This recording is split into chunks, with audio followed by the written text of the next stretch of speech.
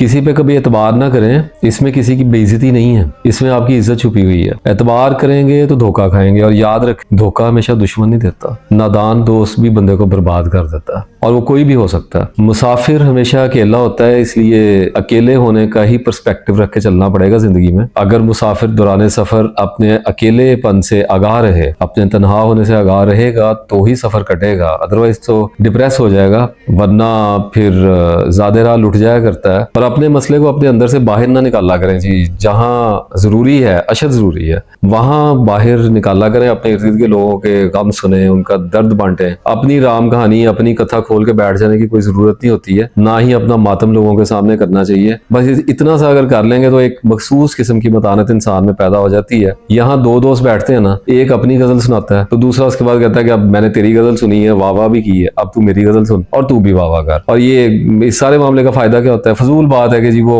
इस तरह दिल का बोझ हल्का हो जाता है। कोई दिल का बोझ हल्का नहीं होता, फजूल बातें बनाई हुई है सारे लोगों ने। दिल का बोझ क्या हल्का होना है? बंदे के साथ बैठ के तो रो पीट लिया है, अब सारी कथा उसके आगे खोल दी, एग्जॉस्ट तो करके बंदे के सामने अपने आप को, तो अल्लाह के सामने क्या बात करेगा? नमाज में जाएगा तो क्या रोना आना है उसको, सारा इमोशन तो वहां पे लगा दिया हुआ है। तो अल्लाह के साथ अपना दुख दर्द बयान करना होता है। और फिर लोग कहते हैं जी इबादत में यकसुई नहीं है, मुराकबे ना कर लें, तो यही कह सकता हूँ कि अकल ही सलब हुई है और तो कुछ नहीं हुई है। अपनी ज़हनी तवानाई को, अपनी मेंटल एनर्जी को, जो बंदा भी बचा गया वो बंदा महात्मा हो जाता है। महात्मा हो जाने का मतलब गौतमा बुद्धा हो जाना नहीं है, एक किस्म का महात्मा हो जाता है, उसकी जिंदगी के लिए कुशाइश पैदा हो जाती है, अपने जोगा बंदा हो जाता है। मैं कहता हूँ कि इसी को महात्मा होना ही कहते हैं, इतना महात्मा होना ही काफी होता है। बाकी बस ये काम छोड़ दें, ज्यादा सोचने वाला कम सोचा करें। जब इन एक्शन होते हैं तो अपने खलजानों के बारे में, अपने पास्ट के बारे में कम सोचा करें। जब सोचने की जरूरत हो तो खूब सोचा करें, और जब सोच रहे होते हैं तो सुना करें कि क्या सोचा जा रहा है। अपने आप को सोचते हुए सुना करें, यानी कि अपनी सोच को सुने। Listen to your thought, listen to your mind and you will know everything.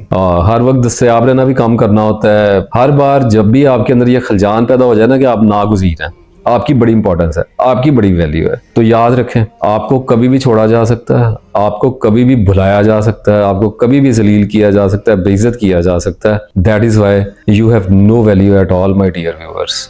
अपने आप को अहम ना समझो, अपने आप को नॉर्मलाइज करो। और ये भी तो हो सकता है ना कि perhaps you are a slave to your own idea of your self, ऐसा भी तो हो सकता है। इस पे भी तो गौर करना होता है कि नहीं, किसने करना है। ये जो मैंने कहा है ना कि हर वक्त दस्तयाब रहना काम करो, असल में जब आप लोगों को अवेलेबल हो जाते हैं ना, जब आप अपीयर हो जाते हैं लोगों की जिंदगी में। देखें, अपीयर होना और चीज है, अवेलेबल हो जाना और चीज है। अपीयर तो होना पड़ता है, लेकिन अवेलेबल होना ये जरा कम करें, इसको कम ही रखना चाहिए। क्योंकि जब आप अवेलेबल होते हैं लोगों को तो लोग बहस करते हैं, आर्ग्यूमेंट लेके आते हैं, खलजान आपके ऊपर निकालते हैं, और सिर्फ इसलिए they try to consume you कि आप उनको अवेलेबल हो गए हैं। तो इसलिए अपने आप को इतना सस्ता ना करो, अवेलेबल जरूर करो, लेकिन एवं ही ना अवेलेबल कर दिया करो कि खाम खा अवेलेबल होकर बैठे हुए हर वक्त। जब अवेलेबल नहीं करोगे, जब तो उसका मतलब ये है कि तन्हा रहना होगा। जब तन्हा रहना होगा तो अपने आप से मिलना पड़ेगा, तो अपने आप से मिल लो इसी बहाने से। अल्लाह के बंदो, अपने आप के साथ रहने की आदत डाल लो।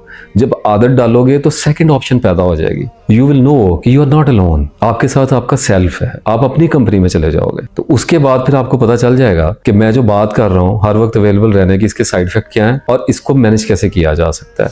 इस पे थोड़ा सा गौर करने की जरूरत है। अब वैसे भी जब आप जरा अनअवेलेबल ज्यादा रहते हैं तो आपकी तमन्ना पाली जाती है। और पता क्यों पाली जाती है? ताकि आपको तस्खीर किया जाए, आपको डिस्कवर किया जाए। और पता क्यों किया जाए? ताकि आपको खास से आम किया जा सके, आपको लेवल किया जा सके। तो अगर खास रहना चाहते हो, खास रहने से मुराद वो कोई स्पेशल ऐसे ही कोई एलिमेंट नहीं है, बस ये है कि इज्जत से अगर रहना चाहते हो तो कम से कम दस्तयाब रहना, वरना घसीटे जाओगे और मारे जाओगे। और एक और भी बात अर्ज कर दूं कि अपने आप को बदनसीब समझना, जो लोग समझते हैं ना कि वो बदनसीब है, वो ये भयानक काम बंद कर दें और खुद को बेवकूफ समझना भी बंद करें, लेकिन अपने आप को अक्लमंद समझना भी बंद कर दें। दरमियान में एक नॉर्मल आदमी है, किसी में कोई कमी नहीं होती है, जो कमियां होती हैं उनको दूर करने की कोशिश करते रहना होता है। और ये जो बदनसीबी होती है ना जी, इसके बारे में मैं अर्ज कर दूं कि ये खुश नसीबी की मिस इंटरप्रिटेशन होती है। आज की बदनसीबी कल की खुश नसीबी हो सकती है। और होगी। तो जो लोग आज उछल कूद रहे हैं अपनी किसी तंगी पे, अल्लाह के साथ गिले कर रहे हैं, अगर अल्लाह ने कल को उनकी तंगियां दूर कर दी तो क्या मुंह दिखाएंगे अल्लाह को? तो फिर भूल जाते हैं। और कुरान पाक में फरमाया बड़ा भूलने वाला है, फिर भूल जाते हैं अपने एटीट्यूड को, अपने बिहेवियर को अल्लाह ताला के साथ। मेरी सारी जिंदगी के दुखों का अगर नतीजा